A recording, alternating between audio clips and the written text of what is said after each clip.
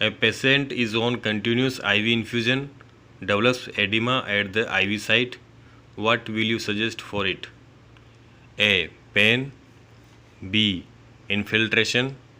C. Phlebitis. D. Thrombosis. And the right answer is B. Infiltration. Infiltration occurs when IV fluid or medications leak into the surrounding tissue. It also called extravasations. Common signs includes edema, inflammation, tightness of skin, and pain around the IV site. Phlebitis is the inflammation of the veins due to the IV lines. Thrombosis is blood clot forming in a blood vessel.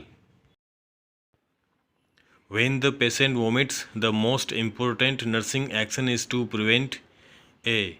Rupture of the sternal suture, B. Metabolic acidosis, C. Dehydration, D. Aspiration. And the right answer is D. Aspiration. One of the most complications of the vomiting is entering of the vomiting contents into the air passage of the patient. This is called aspiration. Aspiration is normally not possible since the air passages are protected by the epiglottis and cough reflexes, which expels the fluid effectively from air passages. Aspiration leads to choking, asphyxia, and aspiration pneumonia.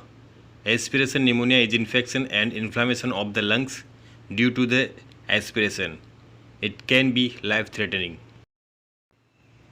Hypokalemia is suspected when its level falls below A.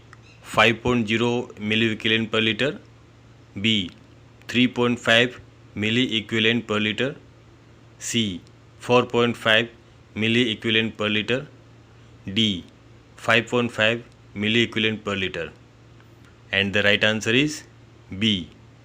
3.5 milliequivalent per liter. Hypokalemia is generally defined as serum potassium level of less than 3.5 milliequivalent per liter. Hypokalemia is potentially life-threatening.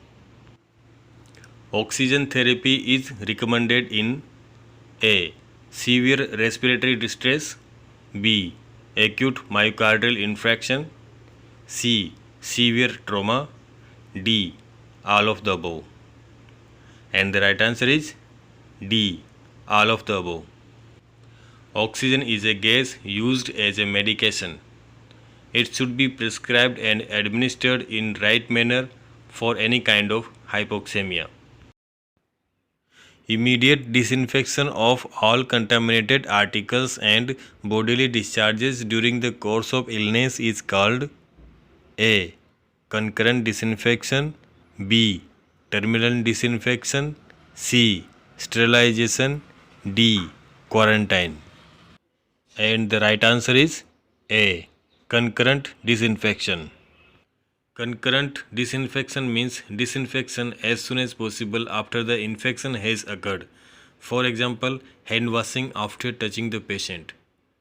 Terminal disinfection is disinfection of patient unit after death or discharge of the patient. Sterilization means any process that removes, kills, or deactivates all forms of microorganisms. Quarantine is used to keep someone away from others who might have been exposed to infectious disease like COVID-19.